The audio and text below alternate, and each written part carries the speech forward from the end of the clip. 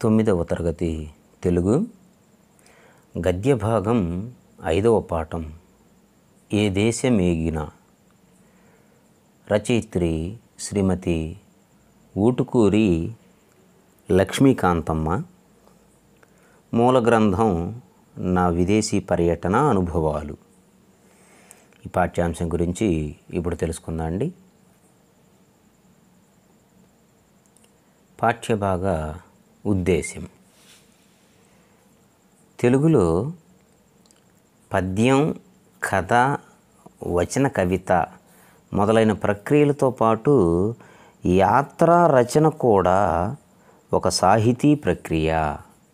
మనకి పద్యం తెలుసు, కథ తెలుసు, వచన కవిత తెలుసు. వీటితో పాటు ఈ ప్రక్రియలతో పాటు యాత్రా రచన అనేటువంటిది కూడా ఒక సాహితీ ప్రక్రియ. మనకి 8వ తరగతిలో కూడా నా యాత్ర అనేటువంటి పాఠంలో మరి ఈ ప్రక్రియ రావటం జరిగింది. దాని పట్ల విద్యార్థులకు అవగాహన కలిగించడం, యాత్రా రచన పట్ల విద్యార్థులకు అవగాహన కలిగించడం, రచయిత్రి తన విదేశీ యాత్ర అనుభవాలను పరిచయం చేయటం, భారతీయ సంస్కృతి సంప్రదాయాల పట్ల విదేశీయుల మనోభావాలను తెలియజెప్పడం ఈ పాఠం యొక్క ముఖ్య ఉద్దేశం.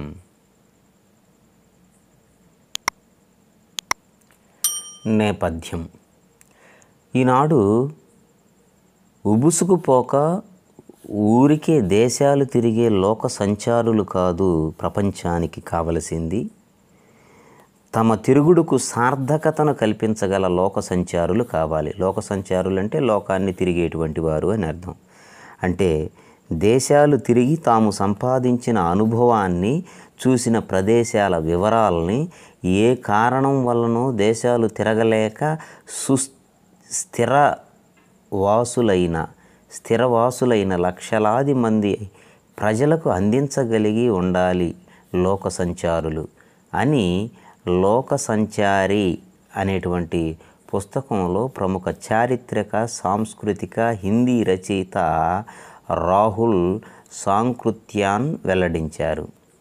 సరిగ్గా అలాంటి ఒక సదుద్దేశంతోనే శ్రీమతి ఊటుకూరి లక్ష్మీకాంతమ్మ గారు భారత ప్రభుత్వ సాంస్కృతిక ప్రతినిధిగా, భారతదేశం తరపున ప్రభుత్వం యొక్క సాంస్కృతిక ప్రతినిధిగా వివిధ దేశాలు పర్యటించారు. ఊటుకూరి లక్ష్మీకాంతమ్మ గారు మన పాఠ్యభాగ మరి రచయిత్రి గారు. ఆ పర్యటన సాగిన విధానం, ఆమె పొందిన అనుభవాలు, విశేషాలను ఈ పాఠం చదివి తెలుసుకుందాం. ప్రక్రియ. యాత్రా రచన. యాత్రా రచన అంటే ఏమిటనేటువంటిది ఈ ప్రక్రియ. దీని గురించి ఇక్కడ ఇవ్వటం జరిగింది, గమనిద్దాం.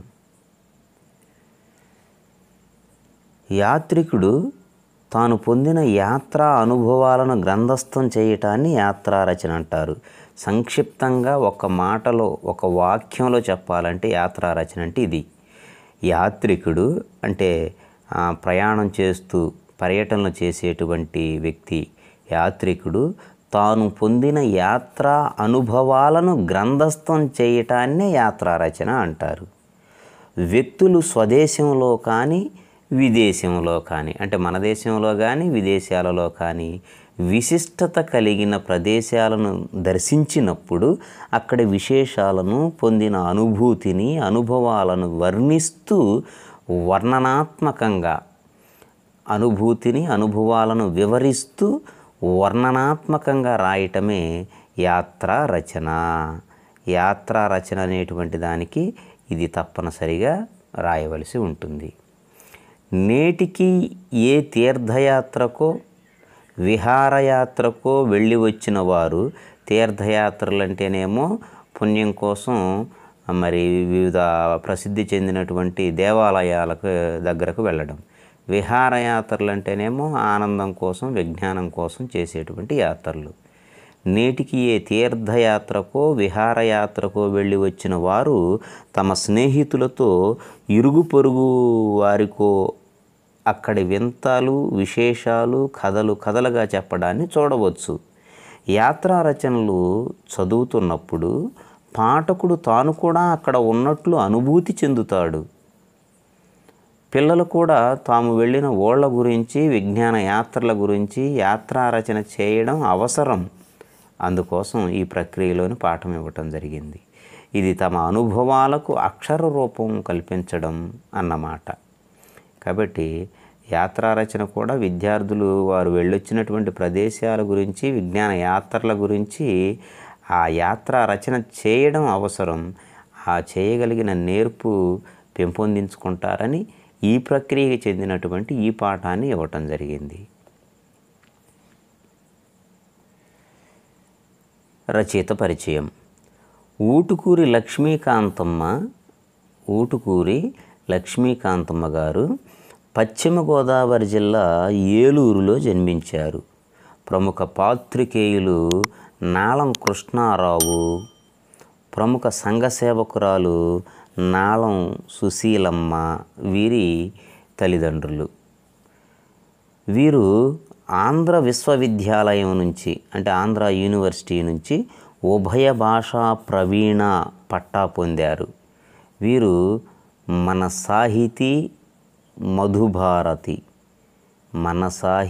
మధుభారతి అనేటువంటి గేయాలు కలిగిన పుస్తకాన్ని, ఆంధ్రుల కీర్తన వాంగ్మయ సేవ అనే మరి ఒక పుస్తకాన్ని, ఇవన్నీ పుస్తకాల పేర్లు.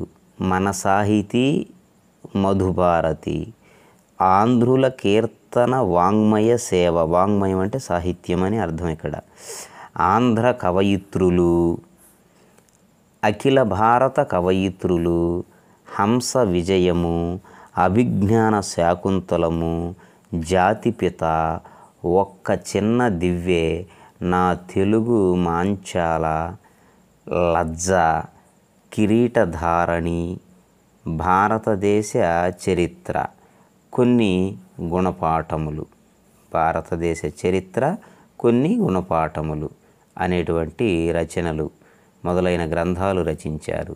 సరస్వతి సామ్రాజ్య వైభవము అనేటువంటి ఒక ఏకాంకికను కూడా రచించారు. ఏకాంకిక అంటే నాటకం కంటే చిన్నది, ఏక అంకిక ఒకే అంకము కలిగినటువంటిది అన్నమాట. సాహితీ రుద్రమ పేరుతో ఆత్మచరిత్రను, సాహితీ రుద్రమ అనేటువంటి పేరుతో ఆత్మచరిత్రను, కాంతి శిఖరాలు అనే పేరుతో భక్తి గీతాలను, అమృతవల్లి, చీకటి రాజ్యం మొదలైన నవలలు రాశారు. ప్రస్తుత పాఠం ఊటుకూరి లక్ష్మీకాంతమ్మ గారు రచించిన నా విదేశీ పర్యటన అనుభవాలు అనేటువంటి ఆ గ్రంథం నుంచి ఇవ్వటం జరిగింది. ఇది కవి పరిచయం, రచయిత పరిచయం. పాఠాన్ని జాగ్రత్తగా గమనిద్దాం. ఏ దేశం ఏగినా. భారత ప్రభుత్వం వారు సాంస్కృతిక పర్యటన కార్యక్రమంలో నన్ను ఒక యాత్రికురాలుగా ఎంచుకొన్నట్లు తెలుపుతూ వ్రాసిన జాబు అంటే ఉత్తరం 1972 జూన్ 1వ తేదీ నాడు నాకు చేరిన తరుణం అంటే సమయం, ఒక్క నిమిషం పాటు ఆశ్చర్యంతో నిశ్చేష్టురాలను కావటమే కాదు, నిశ్చేష్టురాలంటే విస్మయం అని అర్థం, ఆశ్చర్యం అనే అర్థం వస్తుంది, కావటమే కాదు, ఇంగ్లీషు సరిగా మాట్లాడడమైనా రాని నేను ఈ పర్యటనకు అంగీకరించడమా మానడమా అనే అంశాన్ని తేల్చుకోలేక కూడా చాలా కలగుండు పడ్డాను.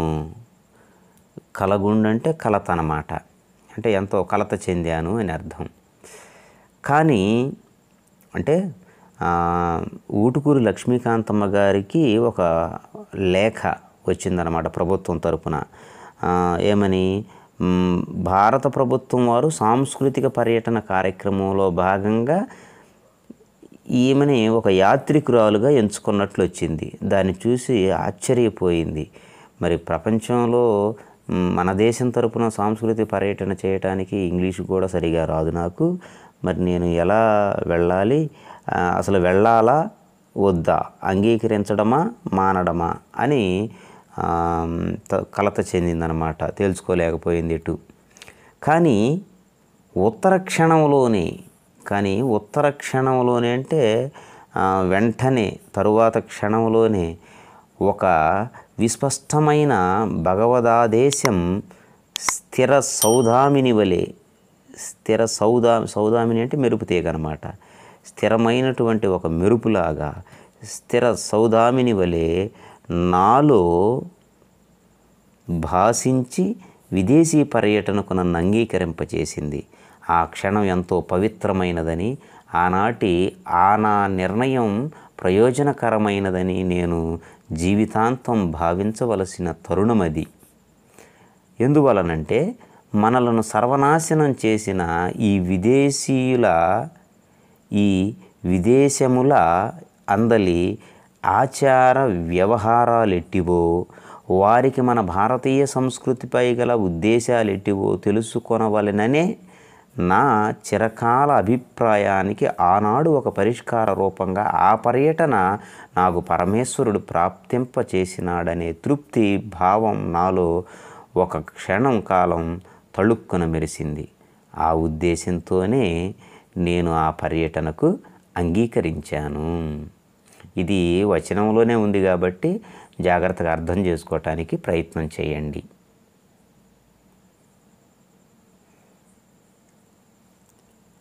అనుకున్న కార్యక్రమం ప్రకారం 1972 ఆగస్టు 13వ తేదీన భారత కాలమానం ప్రకారం, అంటే భారతదేశ సమయం ప్రకారం, ఇండియన్ టైమింగ్స్ అంటారు కదా, భారత కాలమానం ప్రకారం ఉదయం 9 గంటలకు ఢిల్లీ పాలం విమానాశ్రయములో విమానం అధిరోహించి అంటే ఎక్కి అని అర్థం,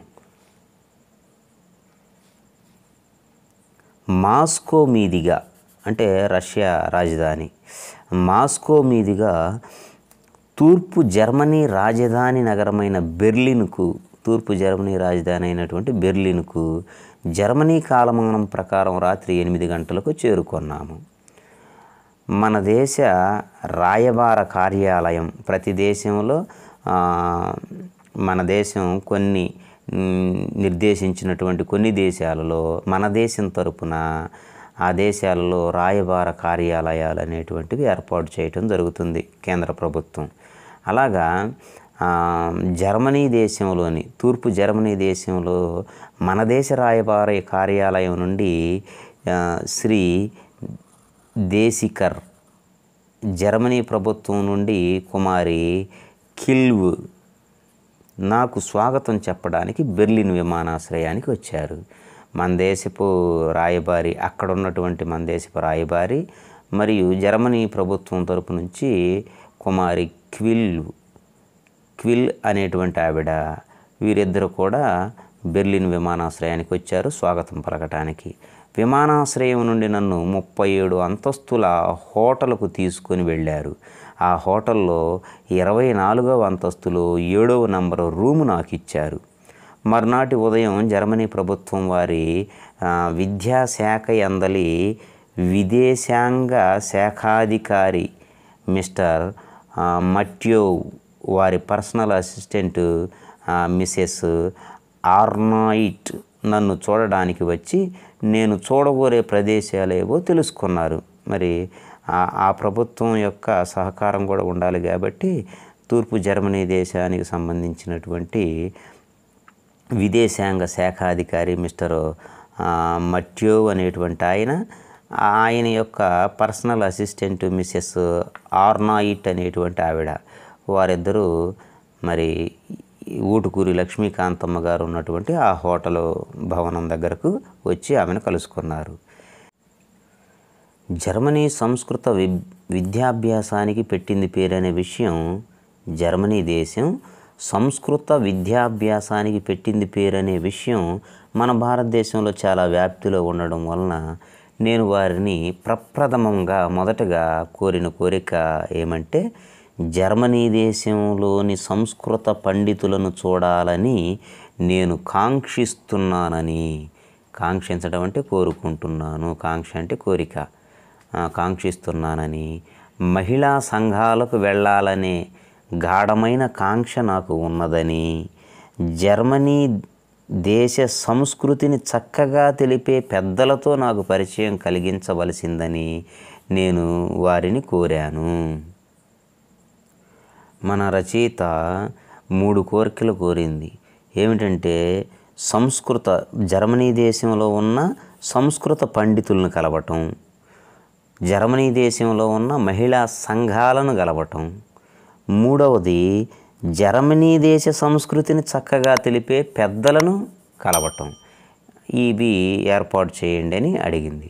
సంస్కృత పండితులంటే ఇప్పటికీ కూడా భారతదేశంలో ప్రాచీన భాష అయినటువంటి సకల భాషలకు జనని అని చెప్పబడేటువంటి సంస్కృత భాష జర్మనీ దేశంలో చాలా వ్యాప్తిలో, అంటే జర్మనీ దేశంలో సంస్కృత భాష మీద అనేక అధ్యయనాలను చేయటం జరుగుతుంది. సంస్కృత గ్రంథాల మీద పరిశోధనలు జర్మనీ దేశంలో జరుగుతున్నాయి. అది మన దేశంలో చాలామందికి తెలిసినటువంటి విషయమే. కాబట్టి మొట్టమొదటి కోరికగానే ఊటుకూరు లక్ష్మీకాంతమ్మ గారు ఆ మాటే అన్నారు. మీ దేశంలో సంస్కృత పండితులు ఉన్నారు కదా, వారిని నేను కలవాలి, మహిళా సంఘాలను కలవాలి, అలాగనే మీ దేశ సంస్కృతిని, జర్మనీ దేశ సంస్కృతిని చక్కగా నాకు తెలిపేటువంటి పెద్దలతో పరిచయం కలిగించండి అని వారిని కోరాను. వారు ఎంతో ఆదరంతో నా కార్యక్రమాన్ని రూపొందించి ఒక్క పూటలో దానికి తగిన ఏర్పాట్లన్నీ చేశారు. ఆగస్టు 15వ తేదీ నాడు బెర్లిన్ నగరంలో జరిగిన భారత ప్రభుత్వ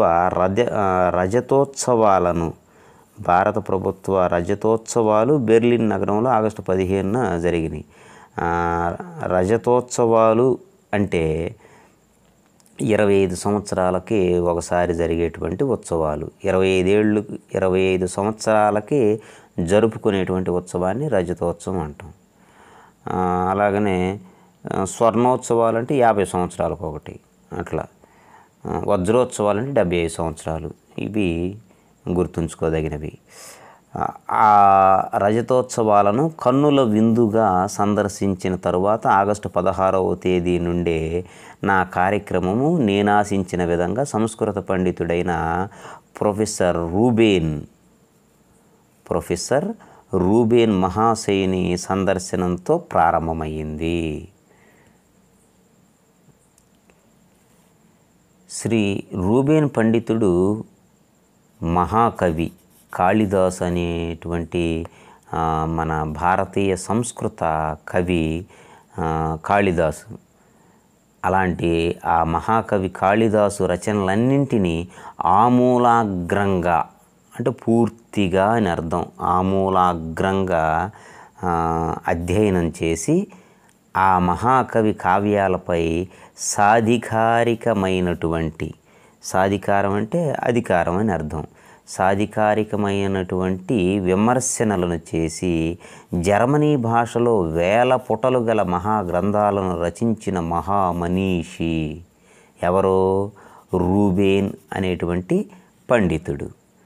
ఆయన కాళిదాసు రచించినటువంటి అన్ని గ్రంథాలను, రచనలన్నింటినీ ఆమూలాగ్రంగా అధ్యయనం చేసి, పూర్తిగా అధ్యయనం చేసి ఆ కావ్యాలపై చక్కటి విమర్శనలను చేసి జర్మనీ భాషలో 1000 పుటలు గల, పుట అంటే పేజీలు, 1000 పేజీలు కలిగిన మహాగ్రంథాలను రచించిన గొప్ప వ్యక్తి శ్రీ రూబేన్ పండితుడు. ఆయన ప్రొఫెసర్.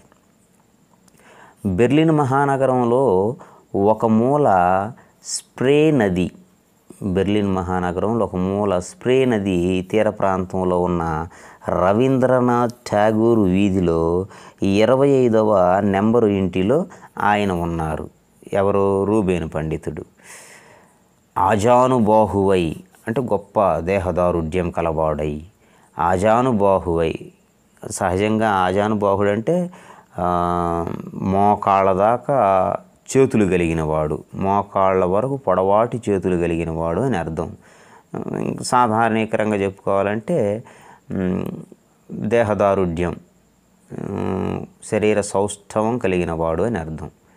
ఆజానుబాహువై ఉన్నతమైన విగ్రహ స్ఫూర్తితో అంటే గొప్ప దేహదారుఢ్యంతో భారతీయ ఋషి సత్తముని జ్ఞప్తికి తెచ్చేలా భారతదేశానికి చెందినటువంటి పూర్వకాలంలో ఉండేటువంటి గొప్ప ఋషులను గుర్తు చేసేటువంటి విధంగా ఉన్నాడు ఆ మహానుభావుడు. నా కారు వారి ఇంటి ముందు ఆగేటప్పటికీ రోడ్డు మీదకు వచ్చి ఎంతో సాదరంగా స్వాగతించారు. ఇంటిలోనికి వెళ్ళిన తర్వాత వారు నన్ను వేసిన మొదటి ప్రశ్న ఇది, ఏమని? రాకెట్ గమనంతో అతి త్వరగా సోషలిస్టు సమాజ స్థాపనోద్దేశంతో ముందుకు దూసుకొని పోతూ ఉన్న మా యువతరానికి రాకెట్ గమనంతో, గమనం అంటే ప్రయాణం, రాకెట్ ప్రయాణాలతో అతి త్వరగా సోషలిస్టు సమాజ స్థాపన ముఖ్య ఉద్దేశంగా ముందుకు దూసుకొని పోతున్నటువంటి మా దేశ యువతరానికి వేదాలను నాగరికతను ఆదర్శంగా పెట్టుకున్న మీ భారతదేశం ఏమి సందేశం ఇవ్వాలనే ఉద్దేశంతో మిమ్మల్ని ఇక్కడకు పంపిందమ్మా అని నేను వారి సూటి అయిన ప్రశ్నకు జవాబు చెప్పడానికి కొంచెం ఆలోచించే ప్రయత్నం చేసే లోపుగానే వారే మళ్ళీ వేరొక విషయాన్ని అందుకొని నన్ను ముందు కొంచెం చెప్పనీయండి. నేను మహాకవి కాళిదాసు రచనలను అధ్యయనం చేశాను. ఆ మహాకవి సృష్టించిన పాత్రలన్నీ ఎంతో ఉత్కృష్టమైనవి, అంటే గొప్పవి. ఏ మహాకవి? మహాకవి కాళిదాసు. ఎవరి మాటలు అంటుంది? ప్రొఫెసర్ రూబేన్ గారు. పాత్రలన్నీ ఎంతో ఉత్కృష్టమైనవి. ఉదాహరణకు శకుంతలను తీసుకోండి. చూడండి, విదేశీయులైనటువంటి జర్మన్ దేశానికి చెందిన రూబేను పండితుడు సంస్కృత భాష మీద పట్టు సంపాదించి మహాకవి కాళిదాసు కావ్యాలన్నింటినీ ఆమూలాగ్రంగా చదివి దానిలోని కొన్ని పాత్రలను శకుంతల దుష్యంతుల యొక్క కథ మనకి మొదటి పాఠంలో వచ్చింది. ఆ విషయాన్ని మరి మన రచయితకు తెలియజేస్తున్నాడు. ఉదాహరణకు శకుంతలను తీసుకోండి. ఆమె తనకు విధి విహితమైన గాంధర్వ విధిలో అంటే గాంధర్వ పద్ధతిలో దుష్యంత మహారాజును అరణ్యంలో ఏకాంతంలో వివాహమాడింది. దుష్యంత మహారాజైన దుష్యంతుడే దీనికి ప్రేరకుడు. అయినా ఆయన తన రాజ్యానికి వెళ్ళిన తర్వాత ఆమె సంగతే ఎత్తుకొనలేదు, అంటే అసలు జ్ఞాపకం చేసుకోలేదు. కొంతకాలం తరువాత తాతపాదుడు అనంటే తండ్రి వంటివాడు అని అర్థం. తాతపాదుడైన కణ్వుడు తల్లి బిడ్డలను దుష్యంతుని వద్దకు పంపించాడు. రాజు ఆమెను పూర్వము ఏమీ ఎరుగనట్లే నటించాడు. ఇంతకుముందు ఆమెను అసలు నేను చూడలేదు అన్నట్లుగానే నటించాడు. ఇదంతా రూబేన్ అనేటువంటి ఆ ప్రొఫెసరు మన రచయిత్రికి తెలియజేస్తున్నటువంటి విధానం అన్నమాట. ఆ విషయాన్ని తన మదాంధత్వం అంటే అంధత్వం అంటే గ్రుడ్డితనం, మదం అంటే గర్వం చేత కళ్ళు మూసుకుపోవటం అని అర్థం. గర్వం చేత అంధుడవటం. తన మదాంధత్వాన్ని శకుంతల ఏమాత్రం సహించలేదు. రాజును గడ్డిపోచవలే తిరస్కరించి మారీచి ముని ఆశ్రమానికి వెళ్ళి అక్కడ తన కుమారుడైన భరతుని భరతుని అసలు పేరు ఇదనమాట, సర్వదమనుడు అంటారు. సర్వదమనుడు అంటే అన్ని విధాల సూర్యుడు అని అర్థం. పులులు సింహాలతో అన్నింటిని సాధు చేసుకొని జయించిన వాడనమాట. ఆ ఆశ్రమంలో మారీచి ముని ఆశ్రమానికి వెళ్ళి అక్కడ తన కుమారుడైన భరతుని సర్వదమనునిగా మార్చింది. అంటే గొప్ప వీరునిగా మార్చింది. అంతేకాదు ఆ మహారాజే మరలా పశ్చాత్తప్తుడై తనను స్వీకరించేటట్లు చేసింది. తన కుమారుని పేరిట భవిష్యత్తులో యుగ యుగాలకు చెరగని ప్రభావ ముద్రతో లోకాలకు శాంతి ధర్మాలను ప్రసాదించే ఒక మహాదేశం రూపొంది విరాజిల్లడానికి తగిన విధంగా సర్వవీరుణ్ణిగా కొడుకును తీర్చిదిద్దింది. అంటే శాంతి ధర్మాలను ప్రసాదించే ఒక మహాదేశం పేరు వచ్చేటట్లుగా భరతుడు భారతదేశం కదా, అట్లా భారతదేశం అనేది భరతుని యొక్క పేరు మీదుగానే వచ్చిందని పండితుల అభిప్రాయం. అలాంటి శాంతి ధర్మాలను ప్రసాదించే ఒక మహాదేశం పెంపొంది విరాజిల్లడానికి తగిన విధంగా సర్వవీరుణ్ణిగా కొడుకును తీర్చిదిద్దింది. అట్లాగే భారతీయ సాహిత్యంలోని సీతా సాధ్వి అంటే ఇల్లాలు, పతివ్రత, ఇల్లాలు, గృహిణి మొదలైనటువంటి అర్థాలు వస్తాయి. భారతీయ సాహిత్యంలోని సీతా సాధ్వి, ద్రౌపది మున్నగు స్త్రీలందరూ మొదలైనటువంటి స్త్రీలందరూ స్వీయ త్యాగంతో లోకహితాన్ని సాధించిన మహిళామణులు. లోకహితాన్ని అంటే లోకం యొక్క మేలును కోరి సాధించినటువంటి మణులు వంటి మహిళలు. ఇది మీ భారతీయ సంస్కృతి అందలి పరమోదార రామణీయ కథ అంటే గొప్ప సూత్రము, గొప్ప విధానము. మా పాశ్చాత్య వాంగ్మయం అంటే సాహిత్యం, మా పాశ్చాత్య సాహిత్యంలో ఎట్లాంటి త్యాగ సౌందర్యం కనపడదు. స్వార్థ భోగ విలాసయుతమైన మా యువతరానికి నేను ఈ విధంగా మీ భారతీయ సంస్కృతిని గూర్చి తెలుపుతూ నాకు తోచిన సాహిత్య సేవ చేస్తూ ఉన్నాను అని 2 గంటలు మన భారతీయ సాహిత్యంపై ఎంతో ఉన్నత భావంతో ప్రసంగించారు ప్రొఫెసర్ రూబేన్ గారు. వారి ప్రసంగం వింటూ ఉన్నంతసేపు నేను ఏ లోకంలో ఉన్నానో మరిచిపోయాను. పాశ్చాత్య దేశాలలో అడుగు పెట్టగానే మన భారతీయ సంస్కృతిని గూర్చి ఎంత ఉన్నతమైన ప్రశంస వినడంతో నాకు ఒళ్ళు పులకరించిపోయింది, ఎంతో సంతోషం కలిగింది. ఆయనకు ఎన్నో జోతలర్పించి, జోతలు అంటే నమస్కారాలు, ఎన్నో నమస్కారాలు చేసి నేను బసకు తిరిగి వచ్చాను. నేను ఉండేటువంటి ఆ హోటల్ నివాసానికి మరలా వచ్చాను. తరువాత సంస్కృత వాంగ్మయంలో చారిత్రక పరిశోధన చేస్తూ ఉన్న శ్రీమతి రిచెల్ పండితురాలను చూశాను. సంస్కృత వాంగ్మయంలోనే చారిత్రక పరిశోధన చేస్తుంది శ్రీమతి రిచెల్ అనేటువంటి పండితురాలు. ఆమెను చూశాను. ఆమె శ్రీ రూబేన్ పండితుని శిష్యురాలు. 15 ఏండ్లు సంస్కృత పాళీ భాషలలో అధ్యయనం చేసింది. సంస్కృత భాషలోను పాళీ భాషలోను ప్రాచీనమైనటువంటి భాషల్లో 15 సంవత్సరాల పాటు అధ్యయనం చేసింది.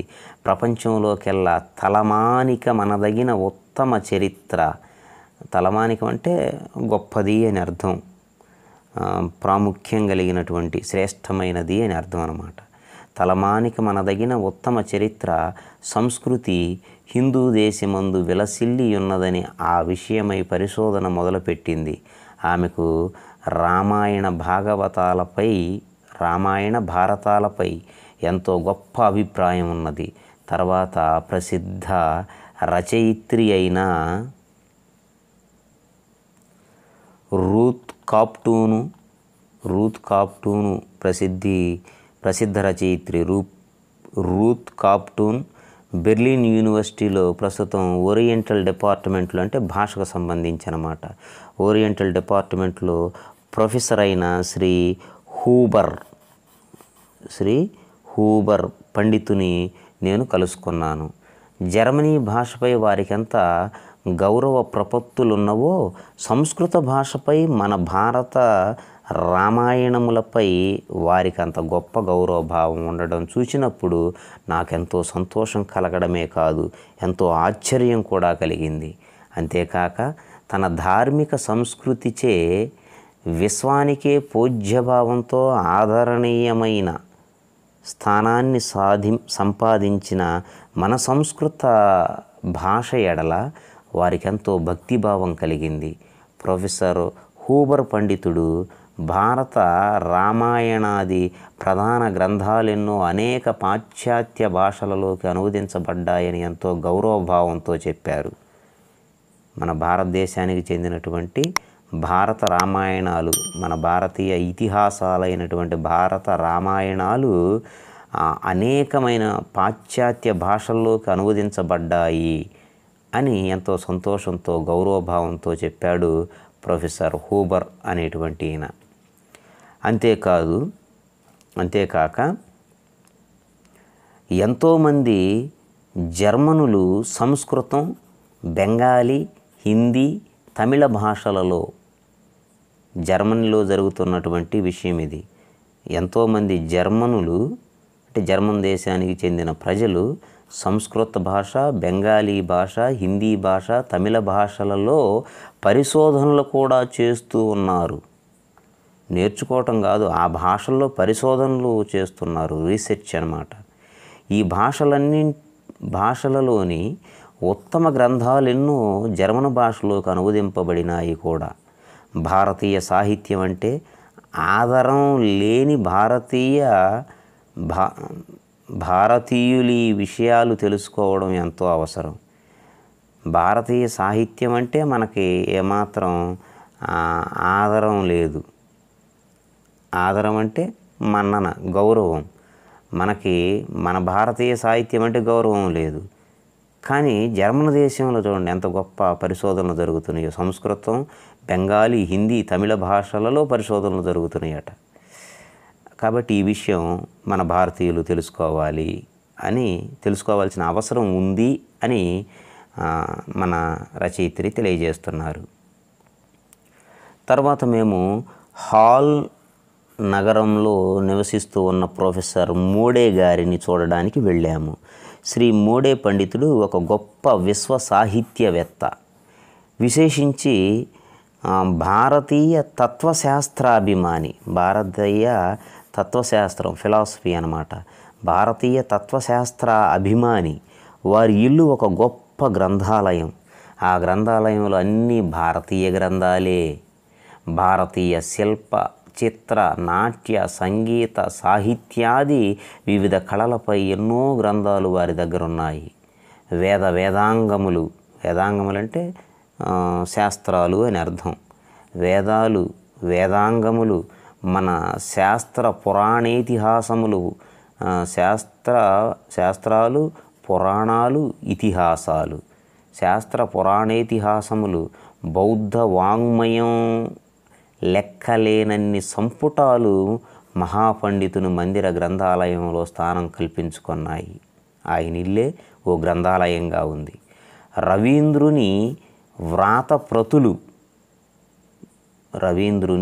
రవీంద్రనాథ్ ఠాగూర్ యొక్క చేతి వ్రాతతో కూడినటువంటి వ్రాతప్రతులను మ్యాక్స్ ముల్లర్ అనేటువంటి ఒక భాషా శాస్త్రవేత్త, ఆయన వ్రాతప్రతులను ఎంతో గౌరవంతో ఆయన భద్రపరుచుకున్నాడు. భారతదేశంలో వివిధ దేశ భాష సాహిత్యముల తీరుతెన్నులు ఆయనకు తెలిసినంత మనకు తెలియదేమో. భారతదేశంలోని వివిధ దేశ భాషా సాహిత్యముల తీరుతెన్నులు తెలిసినంత బహుశా మనకు తెలియదేమో స్వదేశీయులమైన మనకు. ఆశ్చర్యం ఏమిటంటే మన తెలుగు సాహిత్యాన్ని గూర్చి ఆయన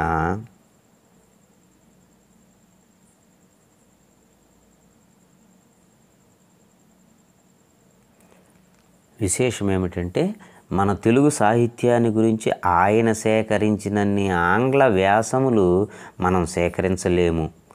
కొన్ని పత్రికల పేర్లు కూడా మనకు తెలియవంటే అత్యుక్తి లేదు, అందులో ఆశ్చర్యం అతిశయోక్తి మాత్రం లేదు. ఆయన తన పేరును మోద అని అంటే మోదా అని, తన నగరాన్ని శాల అని పిలవమన్నారు.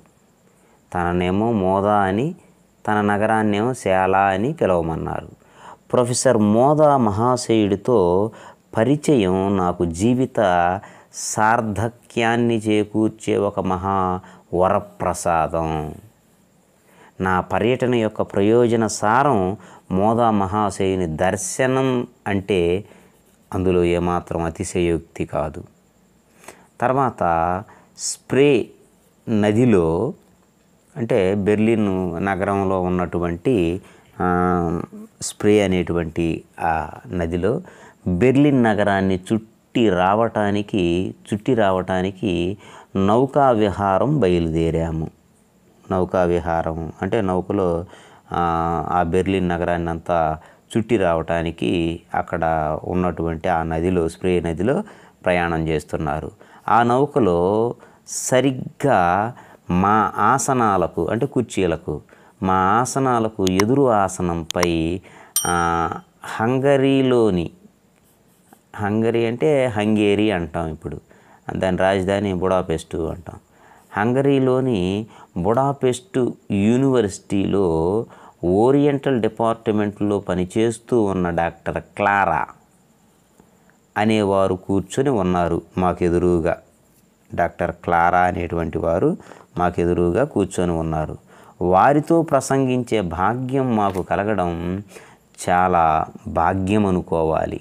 వారితో మాట్లాడేటువంటి, వారిని కలిసేటువంటి ఆ అవకాశం.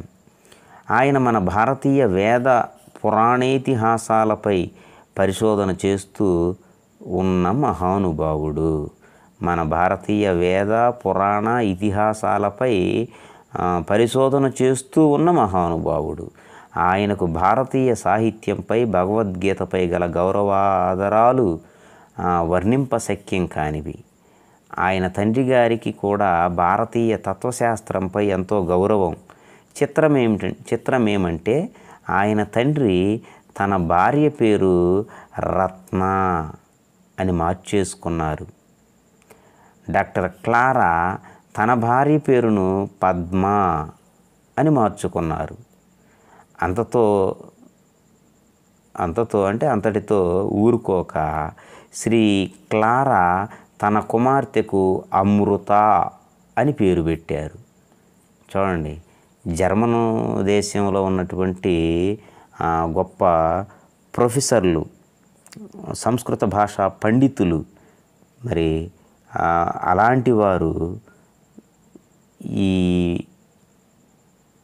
హంగేరీ దేశంలోని బుడాపెస్ట్ అనేటువంటి ఆ యూనివర్సిటీలో ప్రొఫెసర్గా ఉన్నటువంటి వారు, మరి వీళ్ళు వాళ్ళ భార్యల పేర్లు, వాళ్ళ పిల్లల పేర్లు ఇట్లా మార్చుకున్నారు.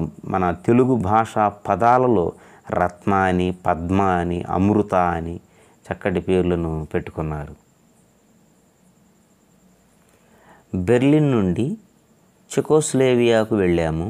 అక్కడ ఎన్నో గ్రంథాలయాలను, ఎన్నో మ్యూజియంలను చూసాము. ఎన్నో ఓరియంటల్ డిపార్ట్మెంట్లను కూడా చూసాము. అంటే భాషకు సంబంధించిన అనేకమైనటువంటి డిపార్ట్మెంట్లను. ఎక్కడకు వెళ్ళినా ముఖ్యంగా భారత అంటే మహాభారతం అని అర్థం. భారత, భాగవత, రామాయణ, భగవద్గీతల అనువాద గ్రంథాలు కోకొల్లలుగా ఉండటం చూచి, కోకొల్లలుగా అంటే అధికంగా, ఎక్కువగా ఉండటం చూసి విస్తుపోయాను, ఆశ్చర్యపోయాను. ఐరోపియా దేశాల విశ్వవిద్యాలయాలన్నింటిలోనూ అతి ప్రాచీనమైన ప్రాహా విశ్వవిద్యాలయంలోని ఓరియంటల్ డిపార్ట్మెంట్ చూడడానికి వెళ్ళాము. అక్కడ 25-30 మంది విద్యార్థులు హిందీ, సంస్కృత భాషలలో అధ్యయనం చేస్తూ ఉన్నారు. ఆ విశ్వవిద్యాలయంలో 25 నుండి 30 మంది విద్యార్థులు హిందీ, సంస్కృత భాషల్లో అధ్యయనం చేస్తూ ఉన్నారు. ఆ డిపార్ట్మెంట్ డైరెక్టర్ అయిన మిస్టర్ కాసా పండితుడు లుకింగ్ టువర్డ్స్ ఇండియా అనే గ్రంథాన్ని వ్రాశాడు. అందులోని మొదటి పేరాలో తత్వశాస్త్రం, సమ్యక్ విజ్ఞానము, సమ్యక్ అంటే మంచి అని అర్థం, సమ్యక్ దృష్టి బుద్ధుని యొక్క విషయాల్లో వస్తుంది సమ్యక్ దృష్టి అని, అట్లా సమ్యక్ అంటే మంచి, సమ్యక్ విజ్ఞానము, ఆధ్యాత్మిక చింతన,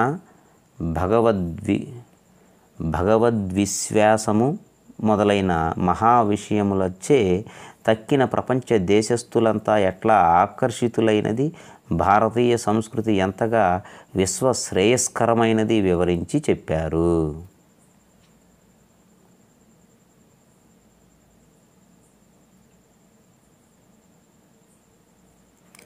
భగవద్గీతకు 6-7 వ్యాఖ్యానాలు వారి భాషలో వెలువడినట్లు చెప్పారు. భగవద్గీతకు అక్కడున్నటువంటి ఆ దేశపు భాషలో 6-7 రకాల వ్యాఖ్యానాలు రాయటం జరిగిందని చెప్పారు. భారతీయ యోగాసన వివరాలు తెలిపే గ్రంథాలకు అక్కడ హెచ్చు విలువ ఉన్నది. యోగాకు సంబంధించిన గ్రంథాలు, యోగాసనాలకు సంబంధించినటువంటి భారతీయ యోగాసనాలకు సంబంధించిన వివరాలను తెలిపే గ్రంథాలకు అక్కడ అధికమైనటువంటి ప్రాధాన్యత, విలువ ఎక్కువట. తర్వాత రష్యాలోని విల్నూస్ నగర వాస్తవ్యులైన సర్ ఎడ్వర్డ్ దాస్ అనే లిథువేనియా మహాకవిని సందర్శించడానికి మేము వెళ్ళాము. ఆయన మన జవహర్లాల్ అవార్డు గ్రహీత. ఆయన లిథువేనియా భాషలో మాయినో ఇండిష్కి అనే కావ్యాన్ని వ్రాసిన మహాకవి. లిథువేనియా భాషలో సర్ ఎడ్వర్డ్ దాస్ అనేటువంటి ఆ లిథువేనియా భాషకు చెందినటువంటి ఆయన లిథువేనియా భాషలో మాయినో ఇండిష్కి అనేటువంటి కావ్యాన్ని వ్రాసిన కవి. నేను సంస్కృత కవయిత్రిని అని తెలుసుకొని నాకు బెల్ట్ ఆఫ్ పొయిట్స్ అని వ్యవహరింపబడే ఒక బెల్టును బహూకరించి మా దేశానికి వచ్చిన సంస్కృత రచయిత్రిని ఈ మాత్రమైనా సత్కరించలేకపోతే అది మా దేశానికి తలవంపు, అంటే అవమానం అని అన్నారు. అక్కడే విల్నూస్ విశ్వవిద్యాలయంలో ఇండాలజీ ప్రొఫెసర్ మిరోనస్ దగ్గరకు వెళ్ళాము. ఆయనకు సంస్కృతం, హిందీ వచ్చును. ఆ భాషలను అక్కడ కొందరు స్త్రీలు ఆయన నేర్పుతూ ఉన్నారు. వారికి భారతీయ సాహిత్యం అంటే ప్రగాఢమైన అభిమానం. వారంతా మన సాహిత్యాన్ని గురించి అడిగి తెలుసుకొని ఎంతో ఆనందించారు. నేను సంస్కృత కవయిత్రిని అని తెలుసుకొని ప్రొఫెసర్ మిరోనస్ లేచి వినమ్రంగా నమస్కరించారు. మన రచయిత్రి, సంస్కృత భాషకు చెందిన కవయిత్రి అని తెలుసుకొని ప్రొఫెసర్ మినోరస్ అనేటువంటి ఆయన లేచి మరి ఎంతో గౌరవప్రదంగా మన రచయిత్రికి నమస్కరించారట. ఐరోపాలో చెక్, స్లావ్ భాషలు సంస్కృతానికి చాలా దగ్గరగా ఉంటాయి. ఐరోపాలోని చెక్ అనేటువంటి భాష, స్లావ్ అనేటువంటి భాషలు మన సంస్కృత భాషకు చాలా దగ్గరగా ఉంటాయి. అంతకంటే లిథువేనియా భాష సంస్కృతానికి చాలా సన్నిహితంగా ఉంటుంది. ఈశ్వరుని నిజతత్వాన్ని చెప్పే ఉపనిషత్తులు గల సంస్కృత భాషకు మా భాష దగ్గరగా ఉండడం మా అదృష్టం అని వారు అంటుంటే, నేను మన దేవభాషకు ఎన్నో జోతలర్పించాను. దేవభాష అంటే ఇక్కడ మన సంస్కృత భాష, దేవభాష అని కూడా అంటారు. అలాంటి సంస్కృత భాషకు నేను ఎన్నో నమస్కారాలు తెలియజేసుకున్నాను. తర్వాత నేను కెనడాలో ఉద్యోగం చేస్తూ ఉన్న మా అబ్బాయి రాజరాజ నరేంద్రుని దగ్గరకు వెళ్ళాలని మాస్కో నుండి రాజరాజ నరేంద్రుని దగ్గరకు, నన్నయ్య ఎవరి ఆస్థానంలో అయితే ఉన్నాడో కవిగా ఆ రాజుగారి పేరు అన్నమాట ఇది, రాజరాజ నరేంద్రుడు. తూర్పు చాళుక్య రాజు. మా అబ్బాయి రాజరాజ నరేంద్రుని దగ్గరకు వెళ్ళాలని మాస్కో నుండి మాంట్రియల్కు వెళ్ళాను. దీనితో భారత ప్రభుత్వం వారి సాంస్కృతిక పర్యటన కార్యక్రమం ముగిసి నా సొంత పర్యటన ప్రారంభమైందని అనవచ్చును. ఇది ఈ పాఠ్యాంశం యొక్క వివరణ.